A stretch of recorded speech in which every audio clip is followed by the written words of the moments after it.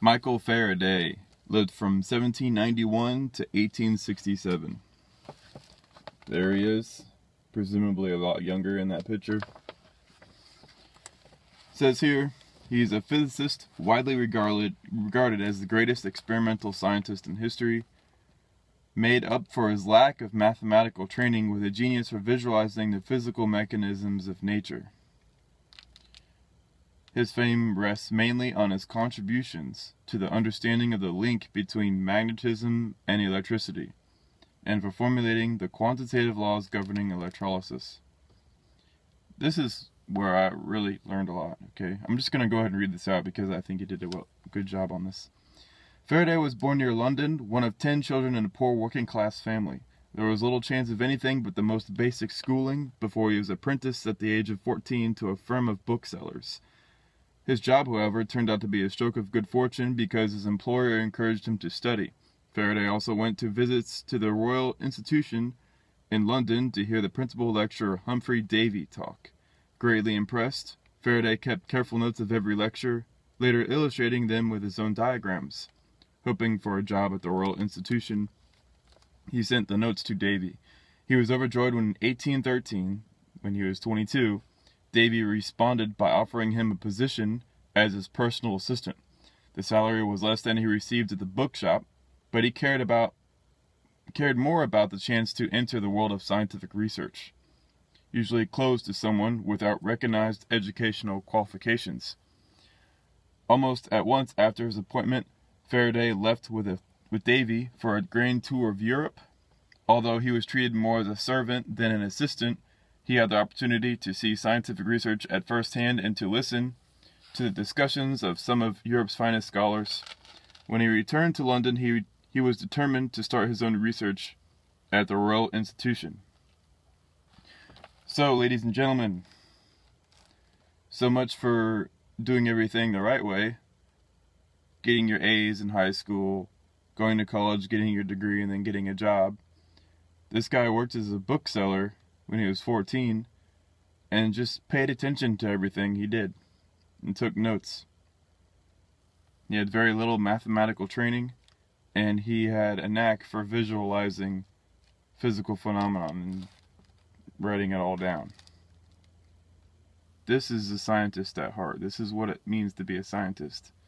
It doesn't mean you have all these qualifications or degrees or whatever.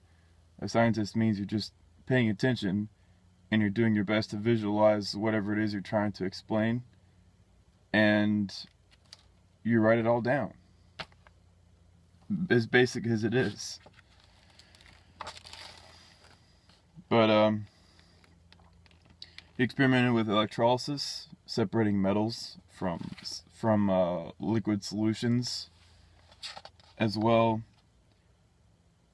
he basically invented the first rudimentary electric motor, in which you take, an iron core wrapped around with copper wire, and you oscillate it between a horseshoe magnet, and that's basically what he did. And it produced a EMF, electromotive force, on the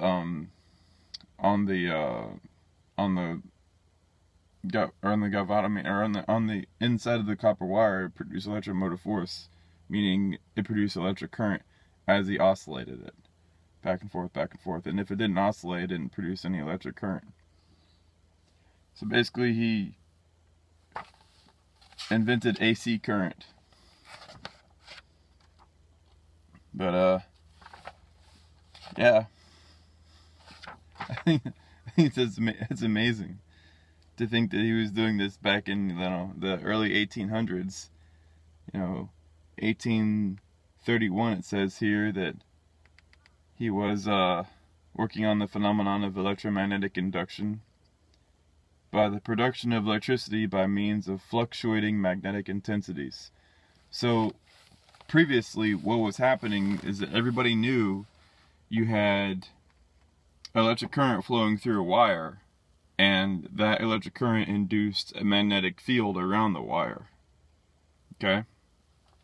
So Faraday was like, well, what if you take the magnetism inside of a magnet and you produce electric current. What if you reverse that? Instead of having electric current through a wire and inducing a magnetic field, take something that's already magnetic, or take something that's already magnetic, and then have a current carrying conductor cut the magnetic field lines to produce electric current. And he did that. And it's the basis for all the powerful generators we have even today.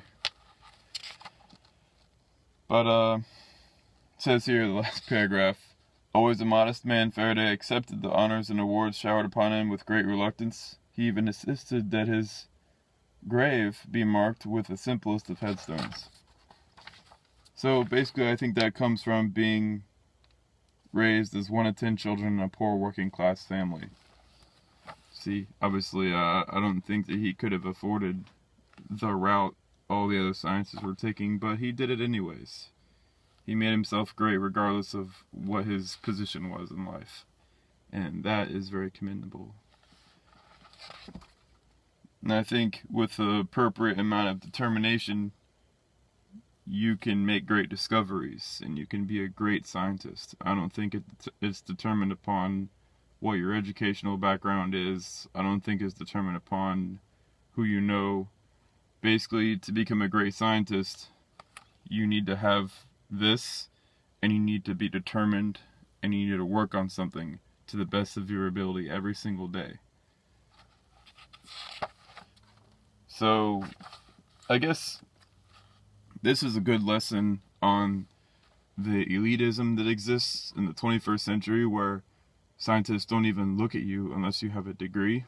Well, just tell them about Michael Faraday, how he did things without a degree, just by paying attention and listening to people. That's all he did. He was a very great listener. A listener of nature as well as people, if you want to put it like that.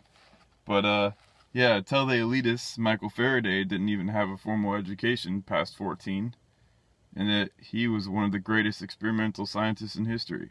So, rub that in their face. As I'm learning through this Great Scientists and Inventors book, a lot of these people did things in unorthodox fashions. A lot of them did. And a lot of discoveries they made were accidental. They weren't on purpose. But, yeah. There's so much to learn out of this book. If anybody wants to get it, this is what it's called. I'm sure you can find online versions of this, but yeah. Michael Faraday. Alright, later. Oh wait, June 22nd, 2015.